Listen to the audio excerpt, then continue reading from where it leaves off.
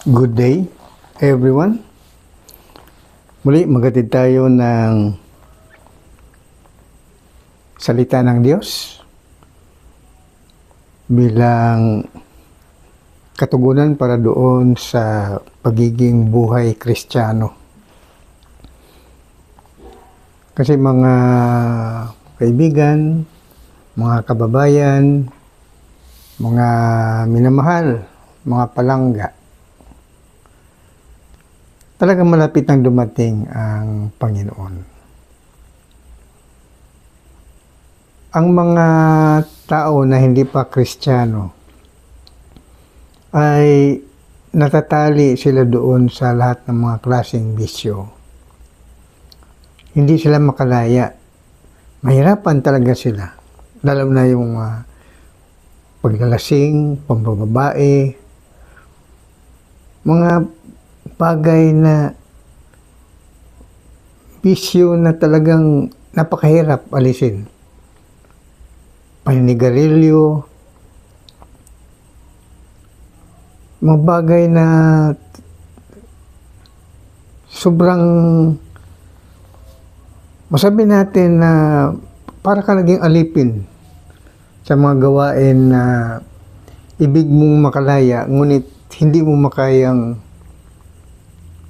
hiwalayan.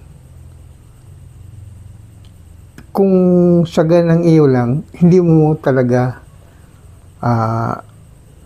kayang lumaya sa mga bisyo. Kailangan talaga ang tulong ng Panginoon sa magitan ng kanyang salita. Kasi napakahalaga, mga kaibigan, mga kababayan, mga palangga, mga minamahal, na kung kayo nahirapan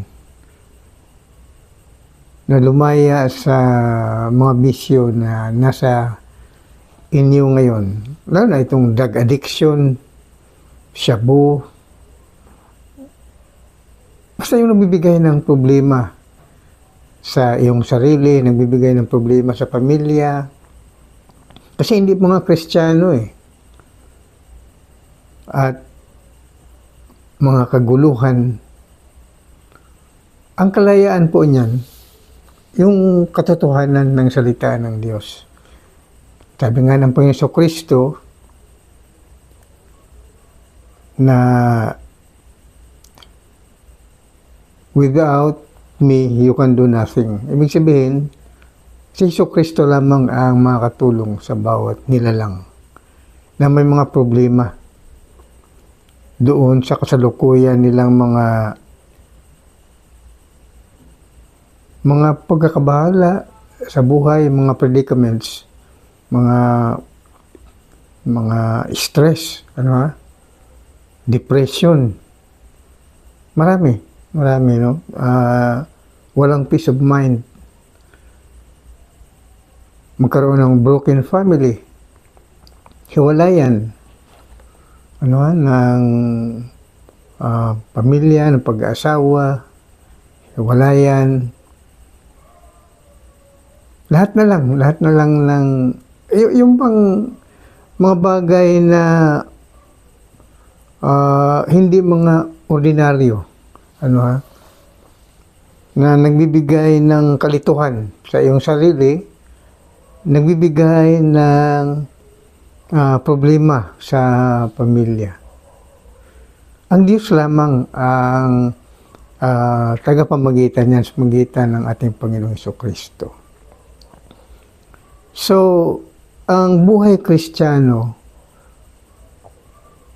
sa magitan ni Kristo, sa panampalataya sa Kanya, na siya ay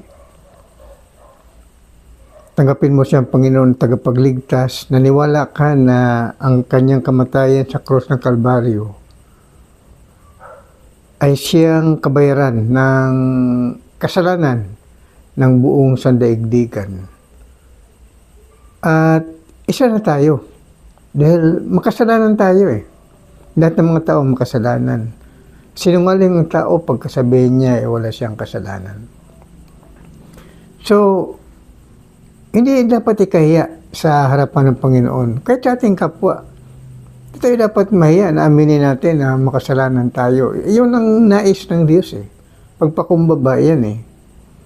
Kasi, kung lalapit ka sa Diyos, patawarin ka niya eh. Kaya nga maging buhay Kristiyano ka sa pangalan ni Jesucristo. Sa Bisaya, Kristohanon.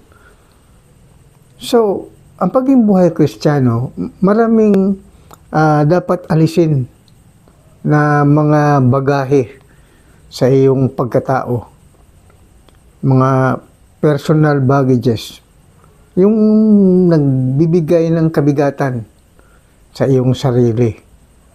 At yun din ang magdulot ng kabigatan para hindi ka makapasok sa kaharian ng Diyos. May mga listahan, mga minamahal sa mga bisyo na nakasulat sa Biblia, mga gawaing makalaman na upang magiging totoong Kristiyano ka, dapat iwanan mo na ang ganitong mga bagay na nakalista sa Biblia. Masarap ang buhay Kristiyano, masaya, lalo na kahit na mahirap, yung talagang masabi natin pobre ka, pero masaya. Ang daming mga mayaman ngayon eh. Mga milyonaryo, bilyonaryo, problema nila, milyon din. Bilyon, ganun. Trilyon ang problema. Paano mga magnanakaw, mga grafters, mga sakim ba? Talagang walang patumangga na sandibutan, pagmamahal sa salapi. So, kaya na doon yung kaguluhan ng kaisipan. Ang nais lang talaga ng mga ganyang klaseng kaisipan na ibig mong alisin ang ganong klaseng mga bagay na makalaman, si Jesucristo lang ang magiging kasagutan, mga minamahal. So, ang buhay Kristiyano, payapa, nandoon ang pagmamahalan sa isa't isa, basta peace of mind, hindi ka na nababahala sa bukas. Kasi, God provides na eh. Tapos, siya ang nagbibigay ng guidance. Ang kaniyang salita kasi, ilaw yan eh. Iiwas ka niya sa kadiliman, sa kasamaan. Tatahakin mong landas, kabutihan, kapayapaan. So, kung ating basahin itong Galatia Kapitulo 5, versikulo 13 hanggang 26, may mga bagay rito na dapat mo nang iwasan at kasi kung manatili ka sa ganitong gawain, hindi ka makapasok sa kaharian ng langit. At kung matanggal mo naman yung ganong klase mga bisyo, ang kapalit noon buhay na walang hanggan. So ganito mga minamahal. Galatia 5, versikulo 13 hanggang 26. Ganito ang ating mabasa. Mga kapatid, tinawag kayo upang maging malaya. Ngunit huwag ninyong gamitin ang inyong kalayaan upang masunod ang pita ng laman, kundi maglingkod kayo sa isa't isa dahil sa pag-ibig, sapagkat ang buong kautusan ay nauuwi sa isang pangungusap. Ibigin mo ang iyong kapwa gaya ng iyong sarili. Ngunit kung kayo'y nagkakagatan at magsasakmalan parang mga hayop, mauubos kayo.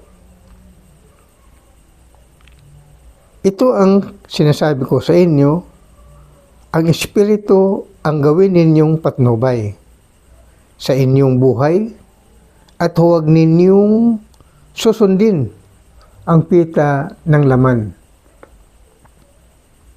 Sapagkat ang mga pita ng laman ay labag sa mga ninanasa ng Espiritu, at ang mga ninanasa ng Espiritu ay labag sa mga pita ng laman. Magkalaban ang dalawang ito, kaya hindi ninyo magawa ang ibig ninyong gawin. Kung kayo pinapatnubayan ng Espiritu, wala na kayo sa ilalim ng kautusan. Hindi makaila ang mga gawa ng laman. Pangangalunya, karimarimarim na pamumuhay, kahalayan, pagsamba sa Diyos-Diyusan, pangkukulam, pagkapuot, pagkagalit, paninibugho, kasakiman, pagkabahabahagi, pagkakampi-kampi, pagkainggit, paglalasing, walang taros na pagsasaya, at iba pang tulad nito. Binabalaan ko kayo tulad noong una. Hindi tatanggapin sa kaharian ng Diyos ang gumagawa ng gayong mga bagay. Subalit, ang bunga ng Espiritu ay pag-ibig, kagalakan, kapayapaan, katiyagaan, kabaitan,